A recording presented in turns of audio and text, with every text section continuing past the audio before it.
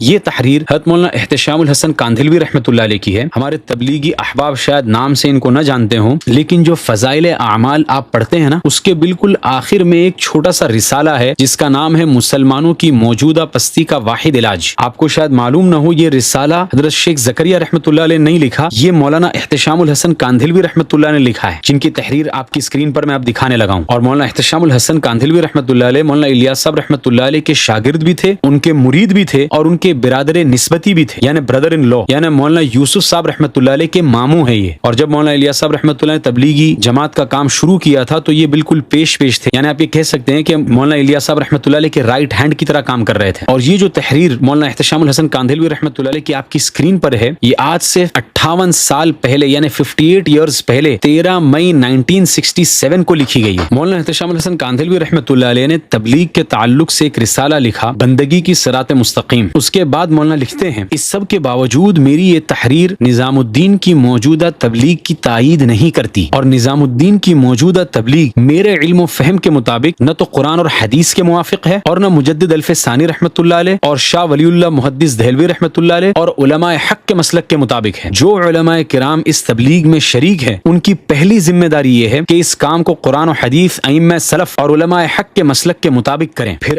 آگے جا کر جو مولانا احتشام الحسن کاندھلوی رحمۃ اللہ علیہ نے لکھ دیا ہے نا، یہ گولڈ سے لکھنے کے قابل ہے۔ مولانا لکھتے ہیں، میری عقل و فہم سے یہ چیز بہت بالا ہے، یعنی میری عقل میں یہ بات سمجھ میں نہیں آ رہی کہ جو کام مولانا الیاس صاحب رحمۃ اللہ علیہ کی حیات میں اصولوں کی انتہائی پابندی کے باوجود صرف اور صرف بدعت حسنہ کی حیثیت رکھتا تھا، وہی کام اب انتہائی بے اصولیوں کے باوجود اس کو دین کا اہم کام کیسے قرار دیا جا رہا ہے۔ اس کو آپ ریوائنڈ کر کے واپس سنیں۔ اور مولانا نے تو یہ کہا کہ اس کو دین کا اہم کام کیسے قرار دیا جا رہا ہے، لیکن مولانا کے اس جملے پر میں حاشیہ لگا کر یہ کہتا ہوں کہ اب اس کو دین کا اہم کام بھی قرار نہیں دیا جا رہا، بلکہ اس کو تو نفس دین بنا دیا جا رہا ہے کہ یہی دین ہے۔ معاف کرنا، مجھے جملہ کہنا پڑ رہا ہے کہ تحریک الیاسی پر دین محمدی کا لیبل چپکا کر لوگوں کو بیچا جا رہا ہے۔ اور اب تو معاملہ اس سے بھی آگے بڑھ گیا، دین بھی کیا بناتے، دین محمدی کے اندر جو بنیادی احکام تھے، نماز، روزہ، حج، زکات، اس کے بھی مقابلے میں اس کو زیادہ افضل قرار دیا جا رہا ہے، اور اس طرح سے فضیلت اس کی بیان کی جا رہی ہے کہ شریعت محمدیہ کے بنیادی احکامات کی حقارت عوام کے دلوں میں بٹھائی جا رہی ہے۔